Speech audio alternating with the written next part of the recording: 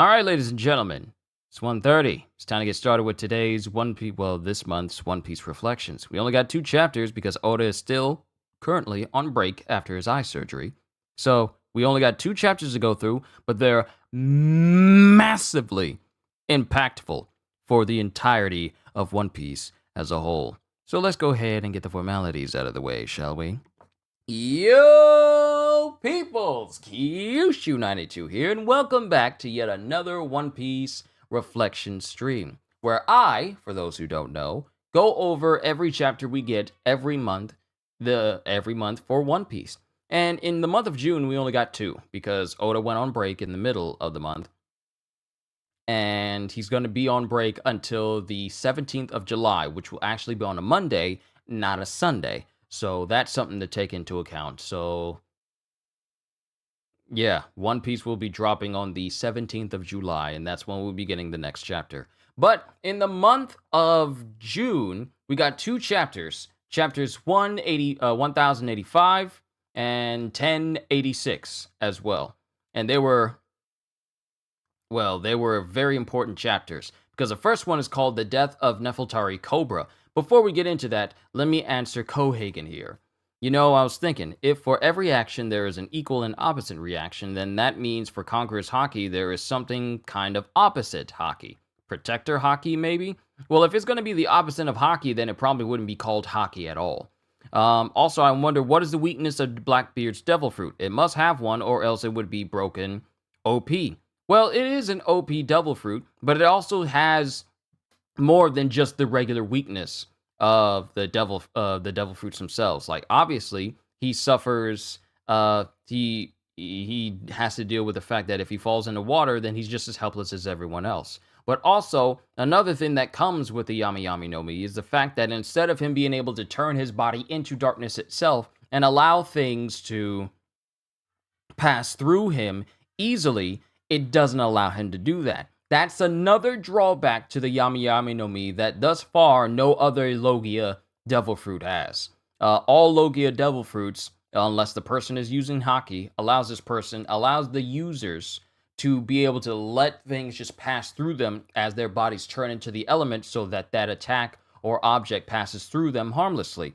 The Yami Yami no Mi is different between them from every other Logia type, due to the fact that instead of allowing the user to turn into that element, which is darkness, it just basically absorbs even more of the impact. It just, like, for lack of a better explanation, it sucks in the attack with more force than what would normally pass through an average person. Which is why when Blackbeard was fighting Ace, which we just read not too long ago, out of all the Logia fruits, he's the only one that's not able to turn his body into something that allows it to pass through him. So he receives that full damage, even more pain apparent from everyone else. But due to his unique body structure and the fact that he is one of the most durable characters in the entire series, the trade-off of being able to see more damage from getting hit is far worth it, due to the fact that he has the ability to basically take Devil Fruit powers and nullify them overall. So it does have a weakness. It's just that the person it's attached to is tough enough to overcome one of them. So that's the thing. It's very OP, but the individual who's attached to it doesn't care about the drawbacks. So yeah, that's the thing. But going through the chapters today, we have chapters 1085 and 1086, starting with the death of Nefeltari Cobra.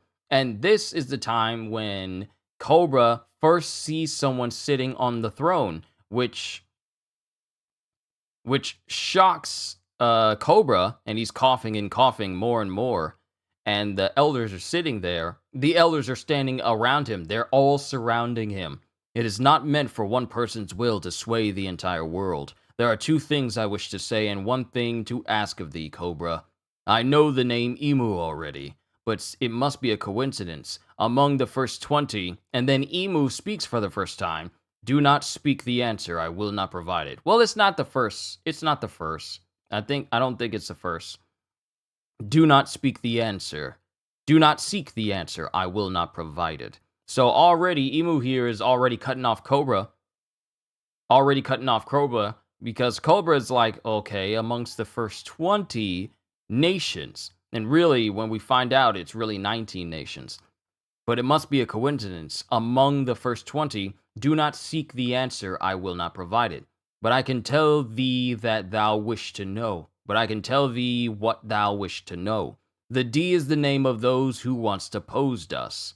Those who bubble up from every corner of the world bearing the D are nothing but empty husks, ignorant of the meaning of their name. However, these recent developments has its roots in Queen Lily's great mistake of 800 years ago. So, here's the key thing here. Every single time the D is brought up, it's always like, oh no, it's trouble if a D rises up. And mind you, they're not wrong. Trouble always brews up when it's the D's, when a person with D in their name rises up. But it's usually in opposition of those who are trying to oppress people associated with the people with D in their name, or the people with D in their name themselves. So when a D gets involved in a major incident, it is either they're threatening people that are close to them, or they are threatening the Ds themselves. And usually the people who are threatening people with D in their name happen to be individuals that they're trying to oppress or keep downtrodden or whatever. So, or they're doing the same to their friends. A good example is, well, we got basically every single person that Luffy has gone up against has always been someone who's going after either Luffy's friends or Luffy himself. And since Luffy is not the type to back down from anyone, he sees anyone who's trying to make him do whatever they want instead of what he wants to do for himself, he rises up in opposition. It's always a D who rises up whenever a D is involved with a major incident, it is always the D who's rising up in opposition of whatever's going up against them. Ace, rising up in opposition against Blackbeard. We all know how that turned out. And even when he had the chance to run away, he still stayed behind to try and fight and ultimately lost his life. Luffy, with a vast majority of the big bosses he comes across throughout the entire series, he's risen up in front of opposition. The biggest one was when he went to Enies Lobby and pretty much declared war on the entire world government in opposition of them taking one of his crewmates. So that's another example. Then you have Law rising up in opposition of Doflamingo, with Law being a D as well. And then finding out. Actually, you know what? I'll get into it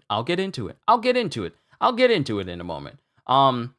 Because the other D's that I want to mention get mentioned in this chapter. So let's continue on. But I can tell thee what thou wish to know. The D is the name of those who once opposed us. Those who bubble up from every corner of the world bearing the D are nothing but empty husks, ignorant of the meaning of their name. So it tells me that almost every single person who has a D attached to their name, a vast majority of them don't even know the meaning behind the D in their name. Only the higher-ups of the world government know what it means. And sure, we have people on the outside world who see the D in people's names and they question it. They know that it means something big, but they don't know the true meaning of it. The only people who knew outside of the world government who knew the true meaning of the name D was Roger, and then Roger told Whitebeard.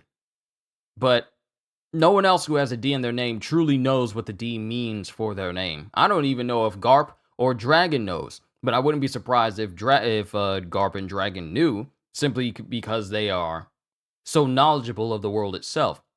But the fact that the D is so shrouded in mystery that even later generations don't even know the full reason why they have D's in their name. Like, Law's a D, Luffy's a D, Garp, obviously, Garp, Dragon, Jaguar, D, Saul. I mean, there's so many D's in the One Piece series, and yet not every single one of them knows the true meaning of what their name actually means. So for him to say, Those who bubble up from every corner of the world bearing the D are nothing but empty husks, ignorant of the meaning of their name. However, this recent development has its roots in Queen Lily's great mistake of 800 years ago. Mistake? As does the curiosity of the scholars rummaging after the Void Century. As does the spade of pirates seeking the Poneglyphs for treasure. If not for Lily's mistake on that fateful day, the loathsome relics called the Poneglyphs would not have been scattered across the world. See, the thing is, I honestly feel like Queen Lily's mistake on that fateful day was seeing that the Poneglyphs were probably scattered across the world, and it, or if not made, just to ensure that the history of the world would never be overwritten by the world government. Because we've already known about this. The Poneglyphs were made about have the entire history of the world, but they were not made by the people who they were not made by the people who fall under and absolutely obey the world government. They were made by people who want to make sure that that lost history of the world that the world government doesn't want anyone to know would always be available. And the only people who are able to decipher the meanings of that entire Void Century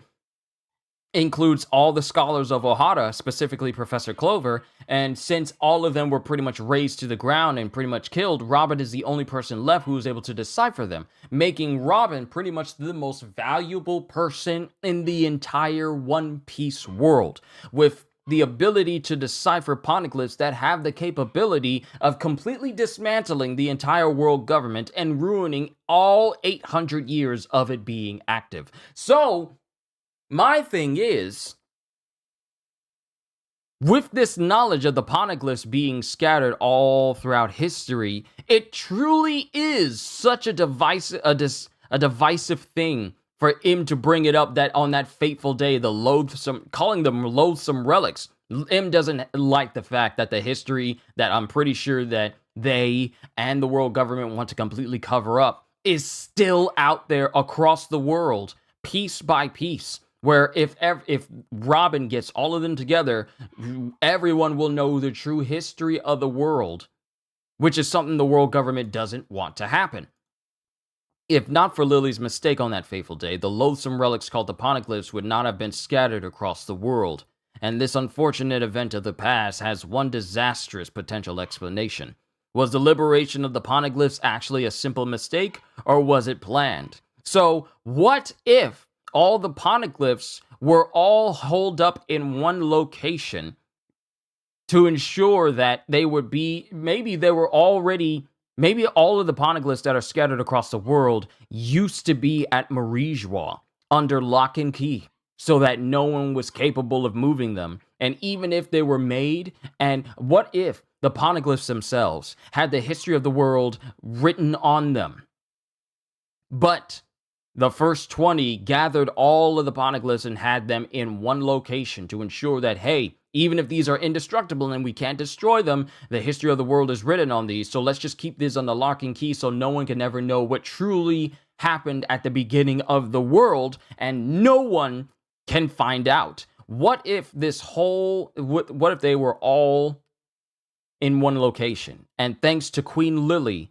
she made it so that they were all scattered, like the 7 Dragon Balls. After all the wishes are have been made. They all just get scattered across the world, waiting for one person to be able to decipher the information, the true history of the world. So what if that's what's happened to the Poneglyphs? They were all in one place. Then, thanks to Queen Lily, they got scattered all over, much to the annoyance of everyone in the world government.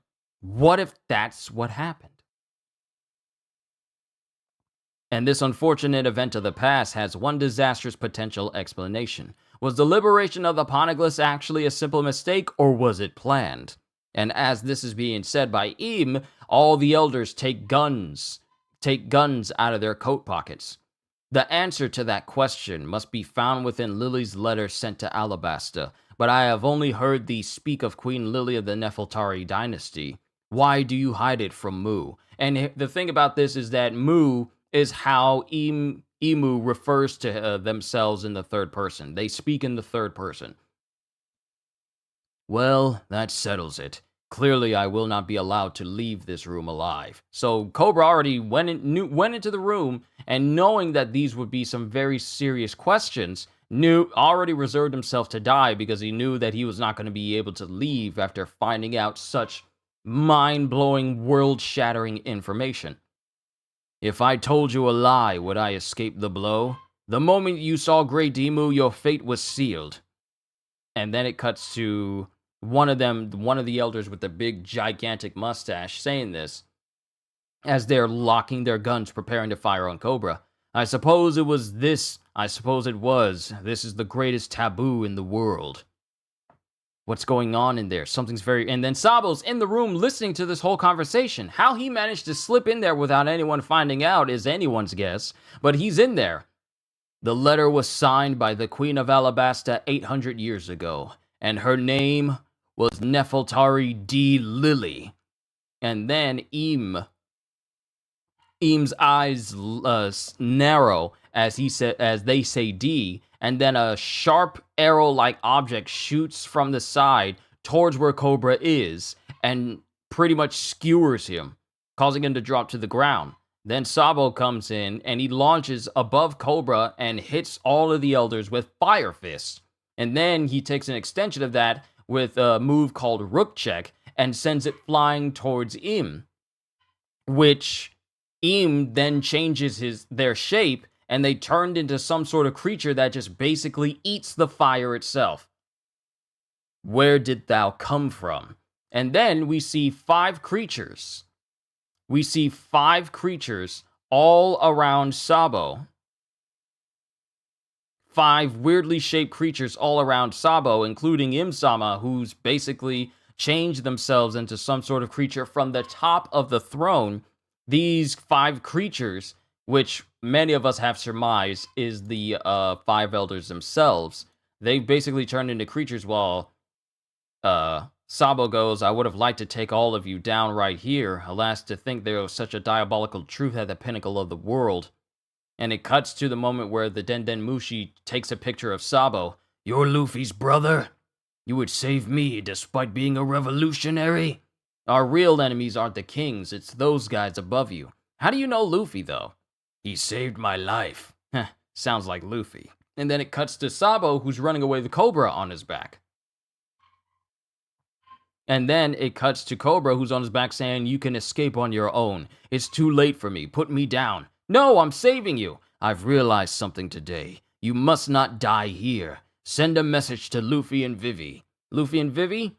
Tell them that we also bear the D. So this is another group of people that bear D in their name that was, right there in the path of opposition towards someone who tried to oppress them. So, seeing as how the Nefeltari family are Ds, Vivi standing up to the oppression of Crocodile and everything he was doing in order to take over her entire kingdom is exactly in line with how a D would respond to someone trying to oppress them. Because anytime you see these characters with D in their name being oppressed, it pretty much winds up with that person who's oppressing them getting bodied at the end of the day. Usually. In Vivi's case, it wound up being Crocodile who got bodied at the end of the day. For Law, it was Doflamingo who got bodied at the end of the day. For Luffy, it's basically the big bads of every single arc in the series. Well, almost every single one. Sabaody does not count because, well, the Straw Hats got bodied in that one. But every single time there's a big opposition against the D, there's always it's always someone who winds up getting bodied. I'm trying to find my words here. Every single time there's an opposition towards a character in this series, it's usually revolving around a D or someone who's associated with a D. Always. In Luffy's case, since he's the main protagonist of this series, a lot of the opposition tends to extend to him, but sometimes he gets mixed up in dealings with people who also have D in their name, and that causes them to get mixed up into opposition against that individual who may or may not have a D in their name as well. But as this is going on, Sabo's thinking about D's, and then it cuts to when Sabo was with Luffy and Ace as kids, and he was like, you guys both have a D in your name. Oh, you're right. Well, I don't care what my name is. You want a D, Sabo? And people were saying like, oh no, that means that Sabo's a D, but I don't think it's that simple of just like, you want a D? We'll give you one. And no, I don't think it's that simple. Some people piped up and says like, oh, so that's how he is Sa-D-Bo or whatever. I've seen theories, but that's not, I don't think it's that simple where you're just simply given the D by another bearer of the D, and that's how you instantly have it. No, he's just Sabo. He's just Sabo. Sa-D-Bo! That's not where it goes. And then it cuts to Ace, who's laughing in the background. And then we cut back to the present as that same like pointed tail comes up and skewers Cobra and also hits Sabo, who gets grievously injured. It pierces both Sabo and Cobra at the same time. And then Cobra gets pulled and yanked away from Sabo, with one of these creatures bearing its fangs or bearing its teeth at Cobra. The poneglyphs must be, and then we hear a big growl, with the growl being in front of the speech bubbles so we can't see the whole thing that Cobra's saying. Bear the flag of the dawn against the something world. Nefeltari D. Lily. I'm counting on you, Sabo. And then it cuts to him screaming King Cobra. And then it cuts to someone who's peering in on these events as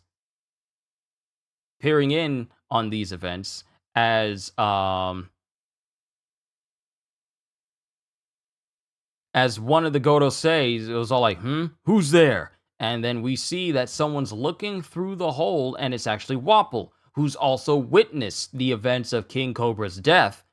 I just had to learn the truth of the darkness. I can't believe it. Cobra's dead. I hate the guy, but I ain't so low that I'd celebrate it. I just had to see that, didn't I? I just had to learn the truth of the darkness in the government. I don't want to know. Who was that? My life is over. Then it cuts into the round table of the council room where all the big officials, all the big kings of their different kingdoms were talking to each other, as apparently they've been informed that Wapol and King Cobra won't be returning. Now, and then it cuts to Hamburg, who goes, I suppose Cobra's impassioned speech left him tuckered out, and everyone's laughing at the joke. Well, he must be satisfied with the ruling of the 7 warlords. Let's finish up the rest of our itinerary. As for the independence of the 4-nation alliance in the North Blue, and then it cuts back to Shirahoshi while everyone is making their way home. Shirahoshi is thinking about saying goodbye to Vivi, but Vivi is actually being held prisoner by other members of CP9, including Bluno, Jabra, and Khalifa, who make their first official CP0 appearance in the series. So, and Vivi's saying like, who ordered this? I'll tell the entire world about what's happened here. And Jabra says, you're too honest for your own good. What kidnapper's gonna let you go after a threat like that, headstrong woman? I don't think you're getting out of this one, princess. You'll go down as missing and end up as someone's pet. And we see Pet Bolden here. Is Shirahoshi safe? You're worried about someone else right now? Sounds like another incident happened earlier, but long story short, she's fine. I'm glad to hear that. The guys who walloped the Celestial Dragon tried to abduct the Mermaid Princess, named themselves loud and proud. Now the square's in an absolute uproar. Over in the land of the gods, Fujitora helped the revolutionary army free slaves, and Ryokugyu snapped and turned on him. So it shows that Fujitora and Ryokugyu started throwing hands with each other. Mind you, a lot of stuff of what I'm saying, I probably pretty much brought up when I read these chapters originally. But I'm just going through these reflections once again. Hold on.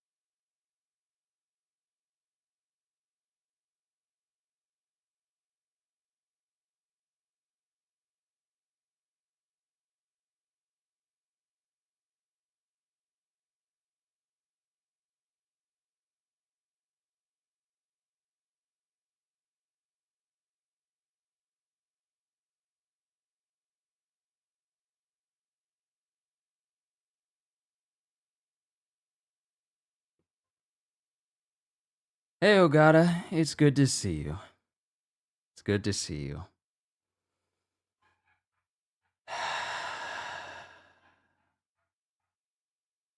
It's good to see you. It's good to see you. I'm never getting dogs when I move out. I'm never getting dogs. I love the boys that we got, but I'm never getting dogs when I move out. Ever, ever, ever. I'm never getting them. But we cut to Khalifa, and they're talking about all the events that happened during the reverie. Sai and Leo pretty much blurting out loud that they fly under Luffy and the Straw Hat Grand Fleet. And then we have knowledge that Fujitora fought Ryokugyu because Fujitora was actually helping some slaves escape. All while Vivi is thinking about how to get herself out of the situations that she's in. And then when that happens, Wapol comes through completely chewing through all the walls because he's trying to save his own skin and get out. And Vivi sees this as an opportunity for her to escape. And while that's happening, Vivi jumps into his mouth while he's running because he's not paying attention to what he's doing. He's just paying attention to the fact that he's trying to get out. And while that's happening, he runs past his own wife, where his wife thinks like, "Oh no, are they eloping together?" So the big takeaway from chapters 1085 is the fact that we see that Im-sama is very resentful over what Queen Lily did for the poneglyphs. Like, we still don't know the exact thing that happened. Like, they just call it the great mistake from over 800 years ago. And if it wasn't for Queen Lily's mistake, then the poneglyphs wouldn't have been scattered all across the world, which enforces my theory that maybe all the poneglyphs were in one location together, but due to Queen Lily, they were spread out across the globe.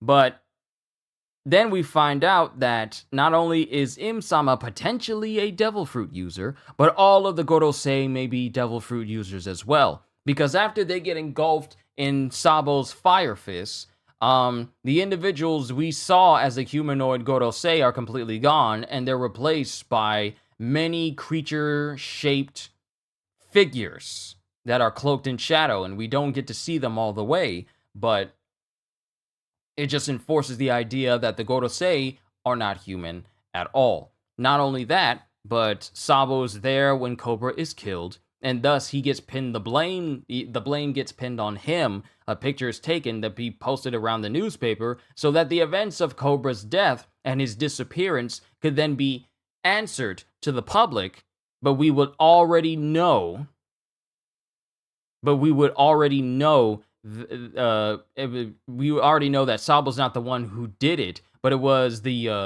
Im-sama and the Gorosei who killed a king simply because he knew too much. But the blame gets put on Sabo so that the world can go after him, and the Gorosei are not touched or even implicated in any way. Now we know Ryokugyu and Fujitora aren't cool with each other. Well, of course not. If you're a follower of Akainu, you obviously are going to butt heads with Fujitora, because Fujitora is more morally obligated to do what he does, rather than do it for the sake of absolute justice or whatever. I think Venus and Mars are the strongest ones and likely mythical Zoan users. We will cross that bridge when we get to it, because this isn't the chapter where the names of all the Gorosei are fully revealed. That is actually the next one, so we'll move on to that one next. So, not only do we have Wapol fleeing for his life because they know that Wapol's there, but they're trying to find out who and get the lowdown on that. But there are a lot of things happen that basically will change the world. But the one thing about this chapter is that we got revealed some information that is by far some of the most impactful for One Piece. And so the reverie came to a close with chapter 1086, The Five Elders. And so the reverie came to a close with the truth of King Cobra's murder kept under wraps. And then everyone is looking, Igaram is looking for Vivi, while Chaka and Pell are looking for the king. While on the ships taking the various royals home, a number of stowaways kept their heads low, including Wapol and Vivi, who's on the ship towards the Aegis Kingdom. Oh wow, he scratched me. Okay.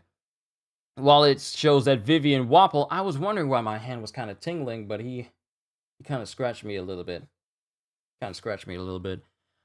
But it has Vivi and Wapol on a ship headed for the Aegis Kingdom.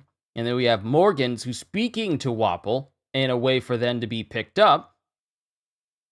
And Vivi's wondering, well, what did you see, Wapol? And Wapol, knowing full well that he can't go into full detail about what he saw, including seeing Vivi's father being murdered, he especially doesn't go into detail about that. And then it cuts to members of CP0, including the one dude with the big mask who was at Dressrosa, who we haven't seen in quite a while, looking for pictures of looking for Vivi, while Spandam is looking for Sabo. Then we have Jewelry Bonnie on the ship towards the Tajin Kingdom, wondering and thinking about being so hungry. Then we got Sabo, who's in the ship's bilge for the Leluja Kingdom, who's completely down, utterly tired, and almost fatally wounded. Like he's been skewered over all of his body. His whole face is covered in blood. Like he's got blood all over his clothes, and he's got blood all over in the space where he got skewered by Im earlier. And it cuts back to him thinking back to what Cobra said, and he's thinking to himself, holding back tears, as Cobra says, "You must survive." Very soon, the news came out of the assassination of King Cobra of Alabasta and the disappearance of his daughter, Princess Vivi.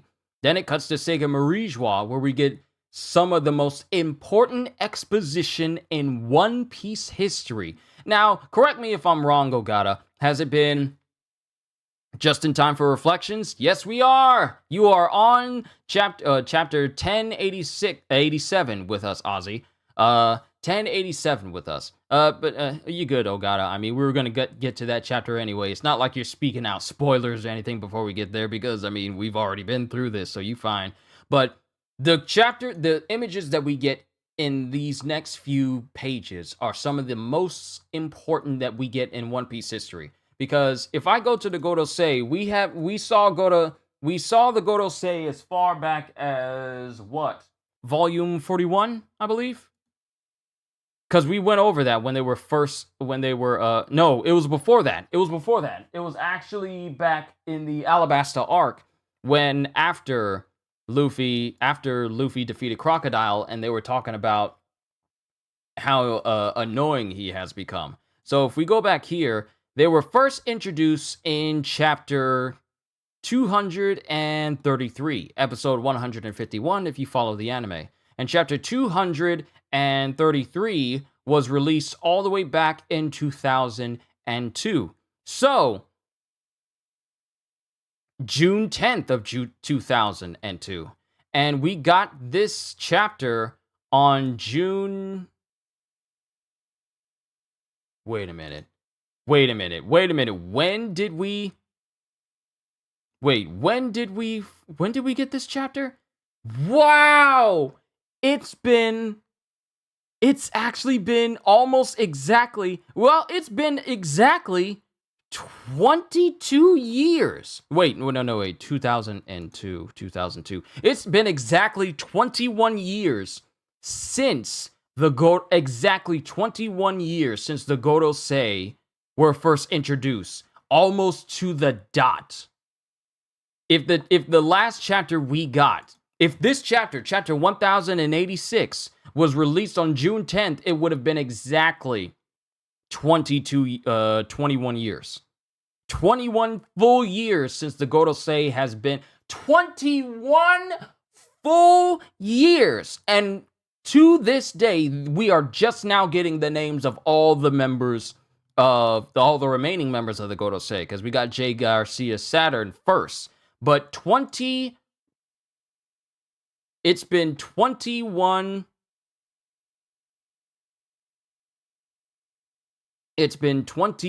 years, almost exactly, since the Gorosei have been introduced down to us first learning their names. I remember when we got the introduction of Doflamingo, and we saw him using his Devil Fruit powers, and it was several years before we even got the name of it, making it the one Devil Fruit in the series with the longest period before their first introduction and when their name was finally revealed. And just in case people didn't know, the planets are named after Roman gods and not Greek gods. Yes, because Greek gods would be Zeus, Zeus, Poseidon, Hades, Hera, Aphrodite, all those ones. But the Greek gods would be named after planets: Saturn, Venus, Mercury, all these ones, Jupiter. All the planets are Roman names, not Greek names. Because if they were Greek, then we would have people called Zeus, Poseidon, what is it? Hermes, all these different names. So it's Roman names instead of Greek ones. But it's been 21 years, pretty much exactly, since the Gorosei were first introduced, and in this one, we get their names. But very soon the news came out of the assassination of King Cobra of Alabasta and the disappearance of his daughter, Princess Vivi, Sacred Marie-Joie, and this Sabo fellow, another man who bears a checkered fate. No one has led a life more affected by the D. So they know about Sabo being affiliated with not only just Dragon, but possibly his encounter with Dragon way back when they were gonna burn up the block with all the trash. I can't remember because Bluegill was involved with it when Sabo and Ace and Luffy were all children. We haven't encountered that arc yet because we're gonna cross that bridge when we get to it. When we pretty much get close to the time skip. But I feel like they know more about Sabo than him just being affiliated with Dragon. But I'd really like to be finished with this egghead business. And then someone calls him and it's Im. Oh, what is it, oh great Emu? Chamber of Flowers, Pangaea Castle. I wish to use Vegapunk's creation, the Mother Frame. Indeed, we will not know if it is real until it is tested. Perhaps the result of such a test might influence our handling of the egghead matter. So really, what they're saying here is that if this thing, Great Terminal, thank you, Ozzy. What they're saying here is like, hey, if this thing works the way we want to, perhaps we can use the Mother Frame to take care of things on Egghead instead of making another Buster Call. Which would make the situation even more dire for Luffy and company who are currently there. Indeed, we will not know if it is real until it is tested. Perhaps the results of such a test might influence our handling of the Egghead matter. A test on forested land would do better than open sea. So they're literally just saying like, well, let's just see how destructive it is on land, because on sea, you can just see water explode. And, I mean, it's impossible for people to just blow up water and then that water is just gone forever, because it's the ocean. It will always have water. But Im chooses Lelouch Kingdom, and then one of them goes, there are many people there. It is no matter. So the fact that Im says, like, I want to test it on a populated location. Wow, he really did scratch me up. I feel that. Put some hand sanitizer on it, disinfect it. I do that for all my scars that I have on my hand. I just rub some alcohol on it. And there's a burn. There's a burn. There's a burn. There's a burn. There's a burn. But it's to keep it disinfected. Can be careful with doggy paws and claws. But the fact that he just basically says, test it on a populated location. It's of no consequence to us. Who cares about the loss of life? Just test it there. So the lack of empathy for the fact that there are people still living here. I mean, we already seen that they were pretty much prepared to kill a king just simply because they know of Im's existence. But Imu's true darkness, well, I want to say one aspect of his true darkness and complete lack of empathy at all is him wanting to test out a weapon that we've seen capable of erasing an entire nation on an already crowded civilian populated location, and him just being okay with it. Him even saying, like, I would rather test it on a populated place first. So he does not, they don't care about using a weapon on a populated area. Men, women, children, it doesn't matter. Just blow them all up. There are many people there. It is no matter. Very well, the world is as the Creator wills it. Why do you choose Lelouch? It is close. Simply because it's closer to them is why Lelouch Kingdom gets blown up. It doesn't have anything to do with them being part of a nation where it's rebelling. It's just the fact that it's close by. So it wasn't even a political or military move that caused the Lelouch Kingdom to completely be blown up. It's just the fact that it was closer to Marigeois than any other location they wanted to test on. So the mother frame might be inbound for Egghead. It might be. It might be. It might be. But then it also brings into question why there's so many fleets of warships heading towards Egghead. Because there's over 100 heading there. Let me say that again. There's over 100 ships heading to Egghead. Not only is it because, Vegapunk's there and they don't want to be in, they want to be absolutely sure, but also because Luffy, a newly christened emperor, is also there. They had no idea that Luffy and company were going to be there, but I feel like they're bringing the warships to kill two birds with one stone. And if things do not work out, I would not be surprised if they try to bring the mother frame into the picture to ensure that they get whatever the warships do not. I'm just saying. But as that goes forward, we see Im say it is close, and they all agree. All the Gorosei immediately agree, and then we get the titles of every single member of the Gorosei. First off, we already have the first one, which we got the name of the first time. Wow, that hand sanitizer is kind of burning a little bit. I'll be all right. And it's Jay Garcia Saturn, Godhead of Science and Defense. Now, they call them something else. They have like a different title. Hold on, 5 elders. They are called, hold the title of, in the Viz manga, they are called the Godhead, but they're also known as warrior gods. So in this panel, we get the first one we were introduced to. We got the name of first when he was on his way to Egghead with Kizaru. That's another thing to take into consideration. Not only is there many warships heading to Egghead, but we also got one of the Gorosei there, and Kizaru himself escorting a member of the Gorosei there. So my thing is, there is absolutely no way Kizaru is not going to take part in any fighting. There's absolutely no way that they're just going to tell him to stay on the ship. He's going to Egghead with Jay Garcia. Jay Garcia is going to enter Egghead, and Kizaru is going to be traveling with him, guarding him. I'm telling you right now, this may be the time when we see Kizaru fight full force, if he does get into any fighting, because he's going to be dealing with a person who's been called the new Yonko, and also is using an awakened devil fruit. And it'll also be the first time since the time skip that Kizaru sees Luffy after seeing him last at the Paramount War. There's absolutely no way you're going to have Kizaru show up and him not do any fighting at all. There's simply no way you're not going to have him tagging along, guarding one of the Gorosei who's personally going there, and he's not fighting at all. There's absolutely no way. No way. So my question is Kizaru going to remain a completely unscathed character? Because he's one of the few characters in the entire series who's managed to get through pretty much every situation completely unscathed. The only very minor exception was a small cut on his cheek that he got from Rayleigh. But that was the only time he's ever suffered any sort of visual damage to his person in the entirety of the series thus far. Not even during the Paramount War was this man injured at all, and he went up against Whitebeard, who was also using Haki half the time.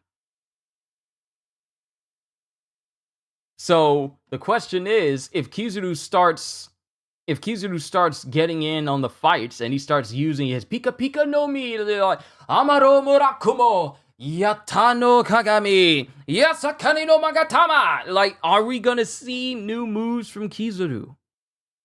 Are we gonna see him fight the Straw Hats after so long? Because the last time he saw all the Straw Hats together was back on Sabaody. Then they got separated, and then only Luffy was the first person to see him after they all got separated when they landed on Marineford. There's absolutely no way you're going to have Kizaru not do any fighting as soon as his feet touches the ground. But, going back to it, we get introduced to every member of the Gorosei by name. Saint 5 Elders, Godhead of Science and Defense, Saint Jay Garcia Saturn. Then after him, we have the other member of the Gorosei with the long white hair and the long pointy mustache and the pointed beard. 5 elders, godhead of environment, Saint Marcus Mars. Then we have the one with the, liver spots and the massive big mustache. 5 elders, godhead of justice, Saint Topman Warcury. Play on words of Mercury or war. Topman War. And if we could use its power freely, well, actually, we shall take the necessary steps to make it so. There are signs of rebellion in Lelouch's populace. It may serve as an example to others. And if we could use its power freely, then we can bring this ancient battle to its conclusion. The fact that they're saying ancient battle with who? Ancient battle with who? First off, who y'all talking about? Ancient battle? What ancient battle? See, that's something that didn't really stick with me because I was so enamored with the fact that we were getting all the names of the Gorosei that I didn't really pay attention to the fact that they were saying that we can bring this ancient battle to its conclusion. What battle is going on right now that's so ancient that you want to bring it to its end? What battle? What ancient battle are you talking about? But we get the other members. The bald dude with the katana, 5 elders, god of finance, Saint Ethan Barrow, V. Nusjuro. And my thing is with this dude, he's in charge of money. He's in charge of finance. The dude with the big mustache, he's in charge of justice. The dude with the pointy mustache and the pointy beard, he's in charge of environment. First, J. Garcia Saturn is in charge of science and defense. So he's the one who he's the one who's basically in charge of science and defense. Any sort of scientific endeavors or weapon development or any sort of thing that goes with science and defending the world from those who would do it harm, he's in charge of that. And Saint Ethan Barrow, he's in charge of finances, basically the entire economy itself, he's in charge of that. And then lastly, we get Saint Shepherd Jew Peter, who's in charge of agriculture. But my thing is, what ancient battle are y'all talking about? As Tekken calls him, Samurai Gandhi, against pirates or D-Clan, maybe. Maybe. It's possible against pirates or D-Clan. Because if it's the D's, then it could be the ancient battle. But I'm just like, I want to know even more. Why are the D's so ostracized to the point where they're seen as the enemies of God? And when I say God, I mean the people who pretty much rank the top of the world in One Piece. The Celestial Dragons. And obviously, Im-sama and all the 5 elders. So if I go over here to the 5 elders... each of the 5 elders is in charge of a particular area of politics and hold the title War God, akin to a minister. These positions are as follows. Science and defense, environment, justice, finance, and agriculture. They each personally take note of Luffy not only for his heritage as Dragon's son, but also for all the trouble he and his crew have caused by rebelling against them, such as invading Enies Lobby and defeating CP9 to save Nico Robin, causing the first mass breakout of Impel Down, and later intruded on the Summit War of Marineford to save Port Castillace, and most of all defeating multiple warlords, Crocodile, Moria, and Doflamingo. Though not to the same extent as the other world nobles, they take great pride in their heritage, as at least one of them considered the Nefertari family to be traitors for not joining their ranks 800 years ago. Unlike their fellow world nobles, they are capable of showing respect to other people, like Shanks. We'll get into the whole Shanks thing in a bit, because there's some major theories going around about him. As well as reverence in the case of Imu. They do not wear the same full-body suits and bubbles that separate their air supply from the people of the lesser classes when in their presence. Also, unlike their lower-ranking brethren, who mainly enjoy abusing their own powers for hedonistic pleasures, the 5 elders show themselves to be more responsible and concerned about the world's activities and even demonstrate being regretful and upset at times, such as when they ordered the death of all of Ohada's scholars, being a measure they reluctantly took when the scholar Clover was going to reveal the name of a great kingdom. This shows that despite being willing to take extreme and questionable measures, the 5 elders, unlike most world nobles, are not without remorse. But they don't hesitate to kill off anyone who dares to stand up against them and possibly ruin their chances of them always being seen as the good guys in the eyes of the world. While typical celestial dragons would attack anyone of lower social statuses who tried to argue or protest with them, the five elders are more tolerant in that they are willing to at least give the benefit of counter arguments, as when Sakazuki openly insulted them, they bickered with him instead of threatening him with death. Another difference with other celestial dragons, none of the five elders say "a" at the end of their sentences, so they don't have the verbal tick that a great deal of these other celestial dragons do. Each one has a different criterion, such as when they question each other's decisions, such as sending a CP0 agent as a scapegoat to cause Luffy's defeat, something that one of them considered contrary to their objectives, but another justified it given the gravity of the situation. So it even shows you here that even despite the fact that they're all on the same team, there are moments where they question each other's decisions on matters they would probably have done differently. When providing them foods, it must be thoroughly examined by agents to confirm that the food has not been poisoned given the risk of their high political status. So, of course, we already know their relationship with Imu. Despite being reputed as the greatest authority in the world government, the five elders all answer to Imu, the current sovereign of the empty throne, whom all the elders are extremely loyal to and is revered in high regard. As such, they immediately turn to Imu's guidance regarding whichever light deserves permanent erasure from history, indicating their role in the government's oppressive tyranny for centuries. Now, the thing that really sticks out to me concerning the Gorosei is the fact that we never hear anything about them ever having predecessors. We never hear anything about the Gorosei saying, like, well, the person who was in my position previously, we never hear them talk about any previous people who held their position, which just reinforces the idea that maybe, like Im-sama, they are also given the immortal life surgery, which allows them to be in the position that they've always been in. Neil Johnson, member for 15 months. Thank you. Hope Oda's having a speedy recovery. So excited for the next chapter. As am I, Neil. As am I. I'm looking forward to it. We don't get a chapter until July 17th, which is actually on a Monday. So the next couple of Sundays are going to feel kind of empty, just a little bit. But it'll be fine because that means I get to rest up just a little. The only chapter we're getting to on Sunday, this upcoming Sunday, is Jujutsu Kaisen. Because I believe My Hero Academia is on break right now. So that's the next chapter we're going to be getting. But I hope he gets better as well. And then rests, even after having this surgery and he's back home and he's resting up and everything. I hope he's resting to the point where he's all like, all right, I'm fully rested. Now it's time to get back to work. And Oda does not need to rush on any of our accounts. But what I feel about the five elders is the fact that none of them, because right here, it says the overview, despite being celestial dragons, none of the five elders wore the full-body white suit that their low-ranking brethren wear. Also, none of them have been seen wearing the bubble or glass case over their heads to separate their air supply from other people, even when seen outside of Marijois. They are all rather tall, comparable in height to the over 10 feet tall Sakazuki. So my thing is, we see these Gorosei all the time, and it sometimes escapes me that these dudes are over 10 feet tall. It sometimes escapes me that these jokers is huge. All of them. Even the dude who's hunched over, he's still large. Sometimes it escapes me that there's some very big people in One Piece.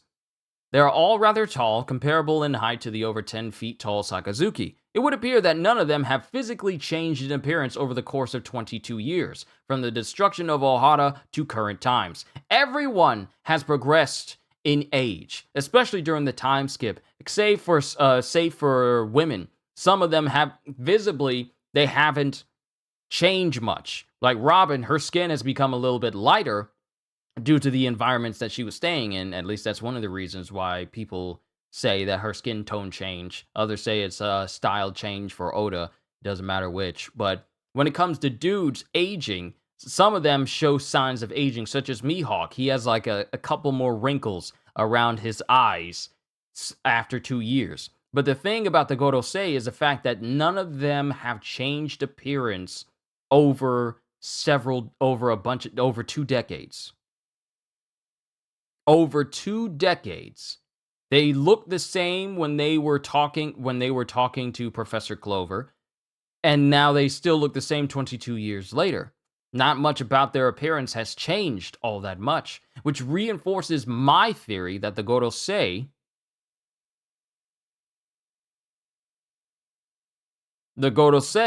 are immortal like Imu. Because think about it. Who would you have in a position to serve you as your as your vassals with undying loyalty than people you have from the get-go who share your ideals? Because when you have an organization, sooner or later some people get replaced with new people, and the ideals of these people, these new people, may not match up to the ideals of the old people. So anything could have happened had we had an actual hierarchy or changing of the guard, if you will, of the members of the Gorosei, if they actually changed out people from year to year, or decade to decade, or century to century. It would not surprise me that the Gorosei themselves are also immortal to ensure that the only people that Im-sama has serving under him are people who already are loyal to him and show unwavering loyalty to him. So it would make sense that those people are the ones who are mortal, and that's the reason why you never see any replacements. You never hear about any predecessors or ever hear about any successors, because that would mean changing out people who share your ideals, who share your mind, your view of the world, with people who may not share that same thought process with him. So what better way to keep the world as it is without a single change in the worldview for the people in power than by keeping the very same people in power forever? Because they're immortal. That's just one theory that I got. All the Gorosei, including Im-sama, are immortal to ensure that the world continues the way that they have made it to be all these years. Even silhouetted, they look the same back in the Vegapunk cover story. Yeah, they've looked the same back when Vegapunk was young. Well, younger. So after 19 appearances, we finally have names. 20 if they were the ones talking to Kuma at the end of Thriller Bark. 19 to 20 appearances, 21 years, and we finally get their names.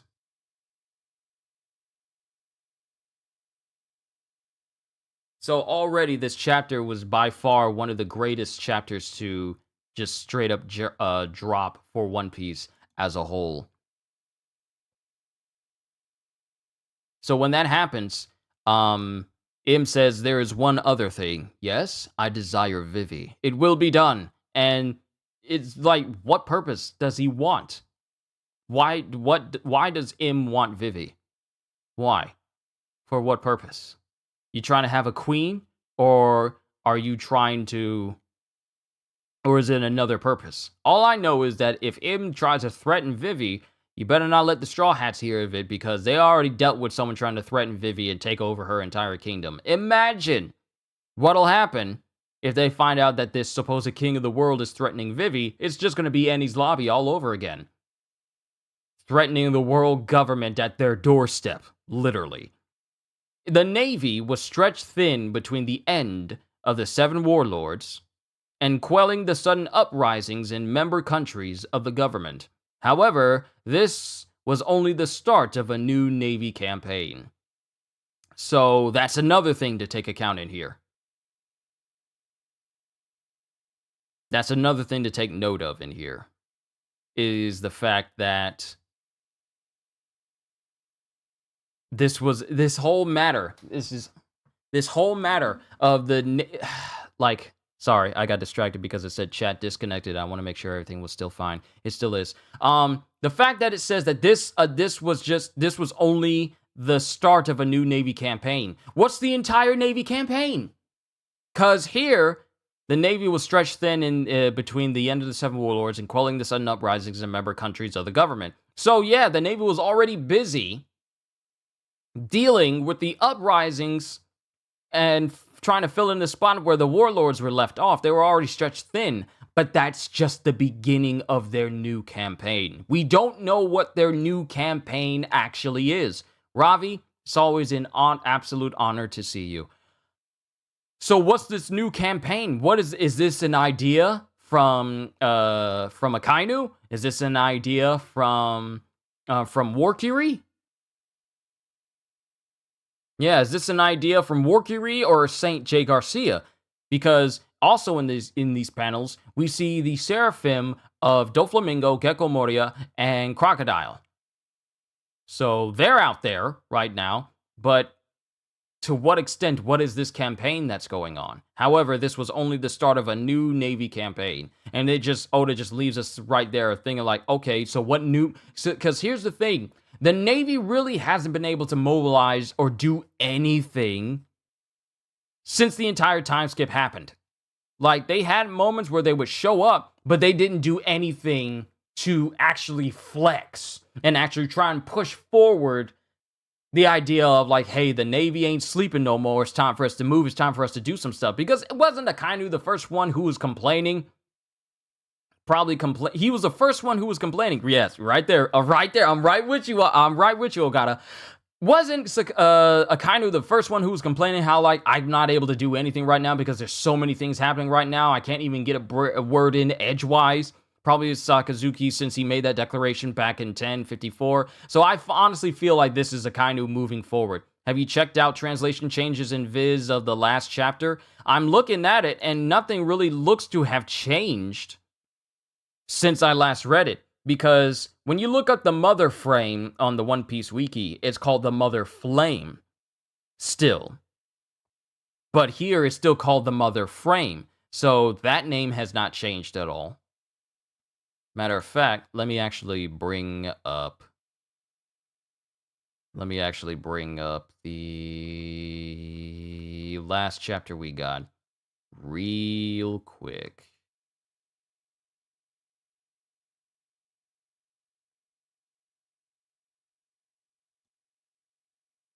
Hold on, let me bring it up.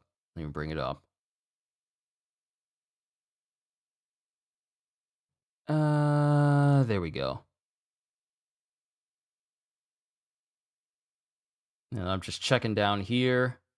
There's trivia. Aha! Here it is. All right, this is the third chapter released but it doesn't mention anything as far as translations are concerned. It's just like, this is the third chapter released before Oda took a break from the manga, which in this case was due to surgery on astigmatism. The first two chapters were chapter 597 to get prepared for the second half of the series, and chapter 1053 to prepare for the final saga. So, Oda going on break is the third time in over 20 years that, well, it's the third time over the course of 20 years that Oda has gone on a long break in order to, take care of himself. The other times was for him to get prepared for the second half of the series, and the last one, last year, was to prepare for the final saga and get everything serialized.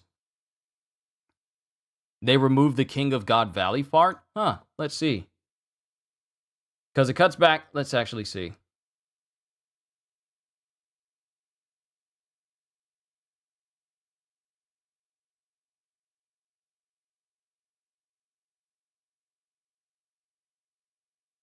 Oh.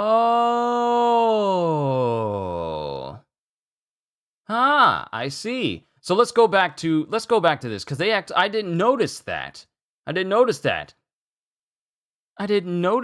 They changed it. Because it said he was a king at God Valley, former ruler of God Valley, but now that part is gone.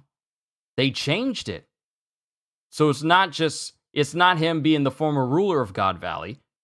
It's the man who passed the sentence. Well, we'll cross it when we get to it. We'll cross it when we get to it, Ogata. I mean, Ravi. We'll speak about that in a minute. So Sabo goes, the moment we landed in Lelougia, the people were ready. They took King Seki and Princess Komain prisoner and welcomed me with open arms when I emerged from hiding. That was the first time I saw the news in the paper and learned that I was accused of regicide. They treated me as a hero, and though I wished to tell them the truth of what happened, I couldn't do it, not when their revolutionary passion was so strong. Thanks to Betty and the others, Lelouch was full of motivated people, including Moda, the little girl that helped Ace out earlier on in the series, and was also there when Belobetti and the commanders of the Revolutionary Army showed up in order to save them from Pinkbeard, who wanted to join the Revolutionary Army. Those are the ones I brought back with me. I couldn't get a jamming transponder snail, which is why I couldn't get a signal back, so the message I did send was a relay call as we were leaving port. If the government picked up the signal, they'd assume I was on Lelouch, but in fact I was already at sea with our hopeful recruits. And it was then, while on the call, that the vanishing of Lelouch happened, I presume. Yes, it was a horrible scene on the ship. Most of those people left families behind, and they saw their home destroyed before their eyes. It's a harrowing thing. What in the world happened?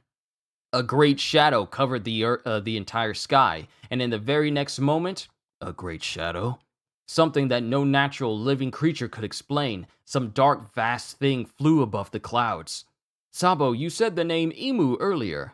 That's right. Well, this is going to sound very strange, but among the first 20 who created the world 800 years ago, there was a monarch named Saint Imu of the Norona dynasty. Look at this. It said that the means to create everlasting life exists in this world. Well, someone had to have proved it, Someone out there has been living for ages and ages without dying? Then you're saying that's who I saw in there? Maybe the name is just a coincidence. There's no such thing as a coincidence. Because right here, if you notice, in this silhouette where Im-sama is talking to people in the past, they all kind of oddly look similar to the Gorosei, because they're all 5 figures standing in front of Im-sama. They're all 5 figures standing in front of him if you look at the silhouette. And one of them is having has a sword in his hands, while the other members are standing next to them. Maybe the name is just a coincidence, but if the 5 elders are the greatest authority among the celestial dragons, so-called descendants of the gods, who else could possibly lord it over men like them? And there's one more wild leap in this history, my boy. If this thing you saw fly over the clouds and destroy an entire nation was a government weapon, then only Vegapunk could have created it. Hold on, Eva. Vegapunk would not build such an obvious tool of murder. But what if it were an ancient weapon? And if Im were actually alive since ancient times, it all links up. Robin told us that the ancient weapons are real. But if the government is in possession of a weapon, why have they not used it before? And why use it now? My theory is it takes a long time for the weapons to charge up. It takes an enormous amount of energy that they're not able to accurately produce on their own, which is why they needed Vegapunk.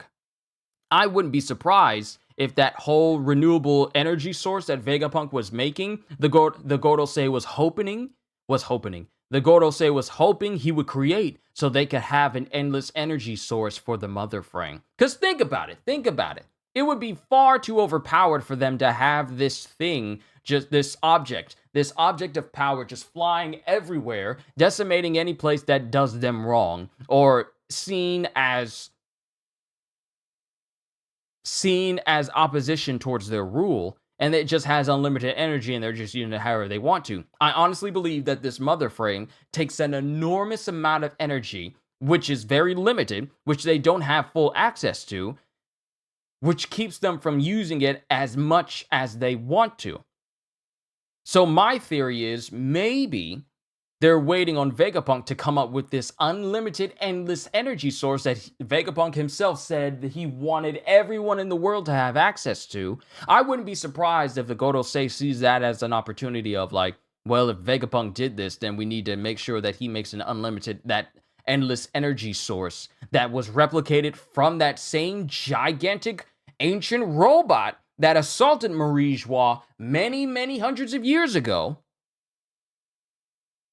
I wouldn't be surprised if they're trying to get Vegapunk to recreate it so they can then use it for the Mother Frame, which they can then have endlessly flying everywhere as a big old floating Death Star type weapon to intimidate all those who oppose them.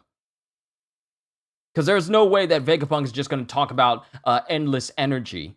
And then he talks about like, well, this energy source is ancient and I haven't been able to accurately depict it. So I haven't been able to accurately recreate it.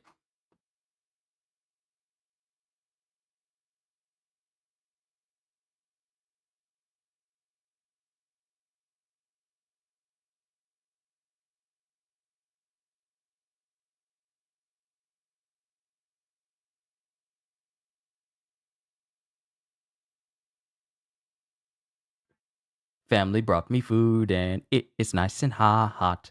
So I won't be too much longer because I'm pretty much saying everything that I want to say right now. So think about it. Vegapunk was talking about an unlimited energy source that he wants to create for the entire world. Who would benefit most from this unlimited energy source?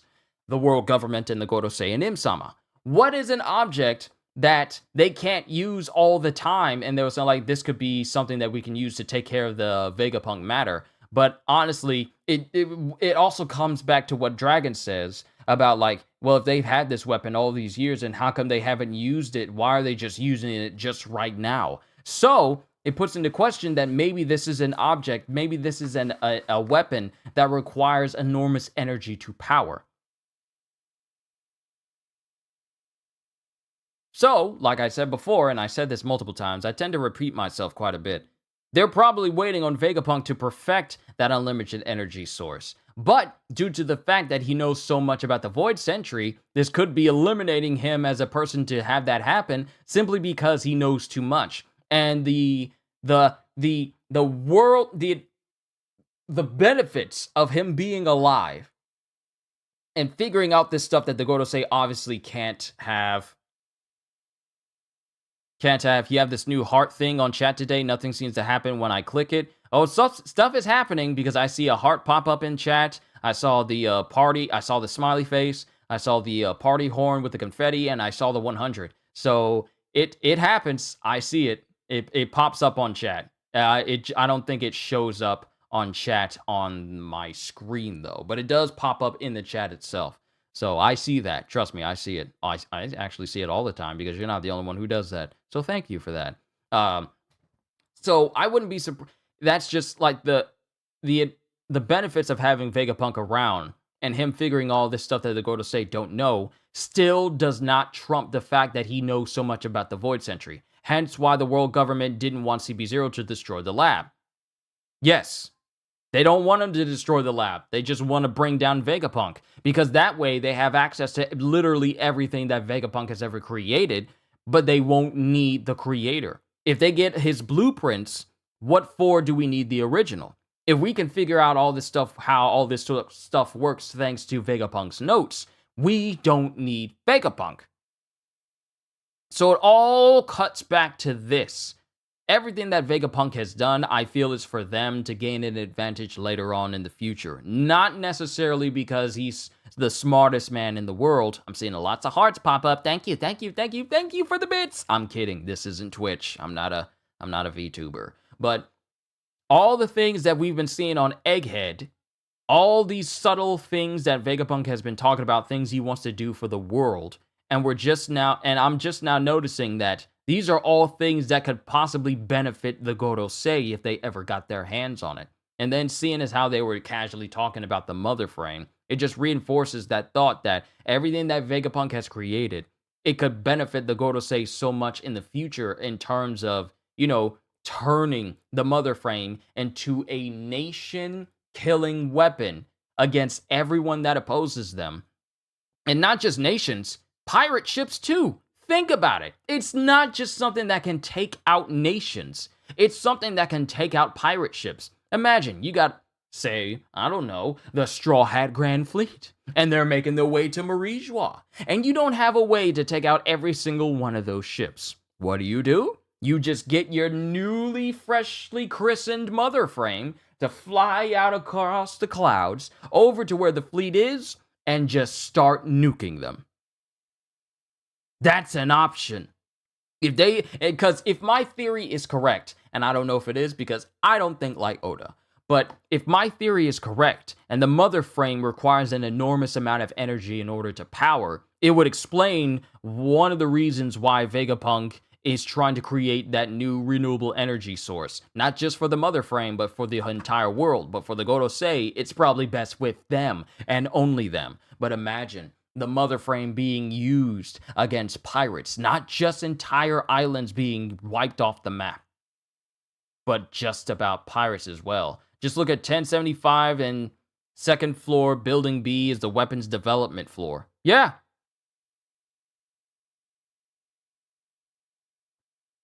There's just so much to think about why there's just so much to think about the current state of the world of One Piece.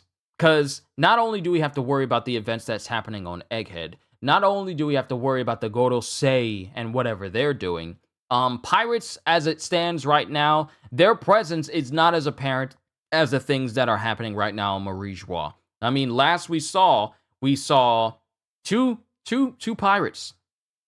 Two pirates who just got 3 billion berry bounties. We just seen them get brand new bounties, and they've already been benched. Law, benched by Blackbeard, Kid, and Killer, and their entire crew, benched by Shanks. People who we are not going to see in the series for a while, because as far as relevance goes, they are not important. Can you see this heart to there, or is it just Q who can see it? If it's just me that can see it, I feel like that just works for, I don't know, for me, I guess? I don't know. I can only, because I'm using the YouTube studio to see all your stuff, you know, like chat and everything, viewers, revenue, all that stuff. I can see all of that from my view, but I don't know if you guys can see the hearts that pop up whenever Ravi or whoever hits it, sees it. I don't know. But things are starting to move. That's the big thing and the big takeaway, because a lot of the major things that have happened in One Piece over the past year and a half have been because of the Reverie. All the stuff that we've seen happened in the past. In the past. It's not even the present. It's in the past. All the stuff that Sabo saw, the Gorosei, killing Cobra, all of that stuff, that's in the past. That's not even the present. So in the present, we got the Navy, who's already mobilizing. We got Edward Weevil, who's apparently been arrested and taken in by Ryokugyu. We got all these different things that are happening, and we've only been in a flashback for all the true events that happened during the Reverie.